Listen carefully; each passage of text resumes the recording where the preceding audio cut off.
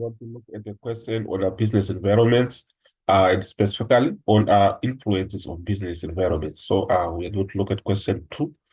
So the question reads, identify the business environment represented by each of the following statements and state the extent to which a business may control each of these environments. So our 2.1.1, the employees of Ben's Chicken Farm are regularly absent. So see that our question has got a 3 marks. So we have to identify the business environment and state the extent to which a business may control each of these environment. So you'd say that the first one that we are given indicates a micro environment. And when we are referring to a microenvironment, remember, it includes the factors or elements in a firm's immediate environment which affect its performance and decision making. So you'd see that this is a factor that is involving employees being regularly absent. So obviously, it is in the immediate environment of the business. So we are saying uh, on we're trying to see if it's what type of a business environment it is. I would say that it is a micro environment, and then in terms of the extent of control, you'd see that there is a full control. The business has full control over the micro environment. So in the other section, we're going to present it in a table that we are given beneath. So you'd see that this is our response as we are saying it's a micro environment, and extent of control is complete or full control. So that's what we have for the first part. The second part, the suppliers of Pig Bakery do not deliver stock on time. So you'd say that this is the market environment. And the description of a market environment is that it includes any element that may affect its ability to connect with its customers. It includes any element that may affect its ability to connect with its customer. So you see that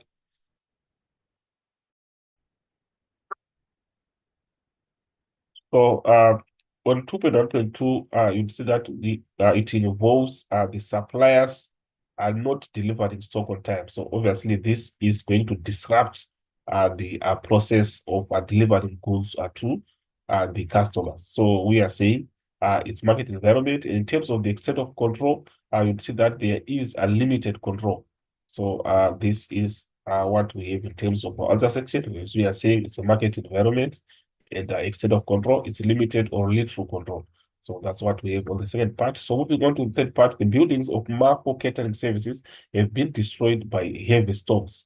So you'd see that this is something that the business cannot have control of in terms of heavy storms. These are just harsh weather conditions.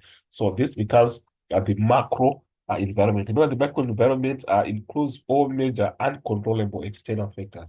So the business has no control over it in terms of the extent of control. So this is exactly what we have in the other section. We are saying it's a macro environment and there is no control. So we go to the next part of our question, which is 2.2. I read the scenario below and answer the question that follow. Manager fired for sexual harassment. The sexually suggestive email sent by the manager to a female employee who operates a car cleaning service at a dealership premises came back to haunt him last month. So this is the scenario that we are given.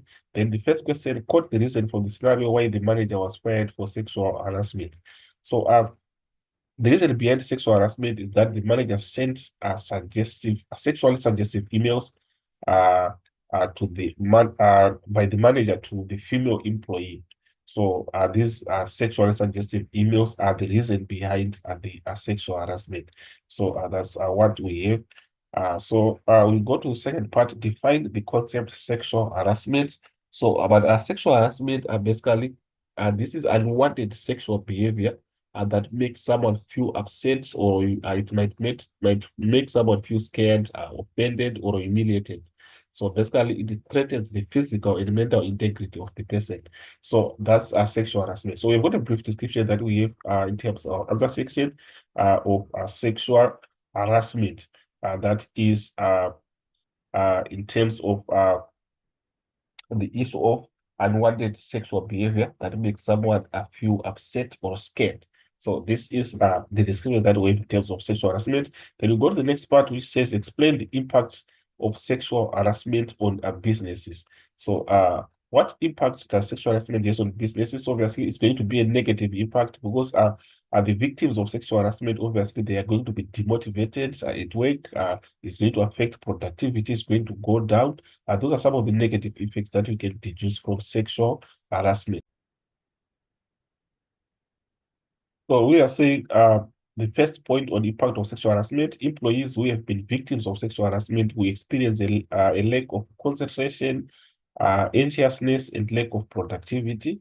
It also lowers employees' morale and negatively affects employee turnover. So that's what we hear in terms of the impact of sexual harassment. Then next question, reads recommend possible solutions for dealing with sexual harassment in the workplace. How can the business best deal with sexual harassment? So we have solutions that we have in another section whereby we are saying business must educate their employees about issues of sexual harassment. So they need to be conscientized about sexual harassment and then act against the guilty part by notifying the police.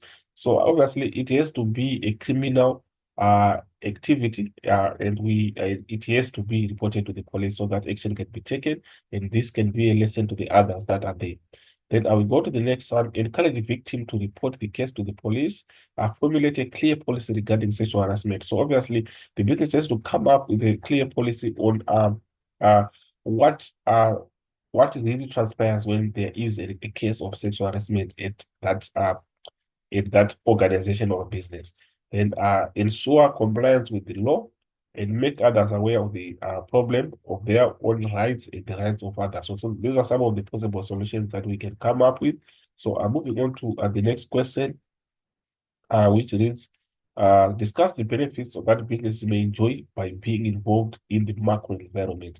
Remember, the macro environment goes on and also describe the issue of the economic environment in terms of some of the macroeconomic factors that we have that the business cannot have control of. So, what are the benefits the business may enjoy by being involved in the macro environment? So, we're going to say that we have a rundown of those benefits. We are saying that the business can more accurately predict future events, threats, and opportunities that may arise.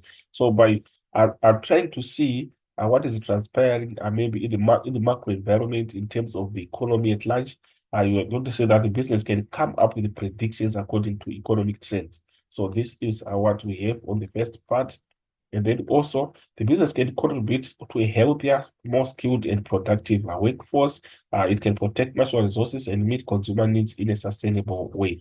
So we have some of the benefits are mentioned beneath that. So we go to the next part of our question, which reads, suggest ways in which businesses can be involved in the macro environment. How can the business be involved in the macro environment? So we're going to say that we have got uh, knowing government regulations and operating within them. That's another way.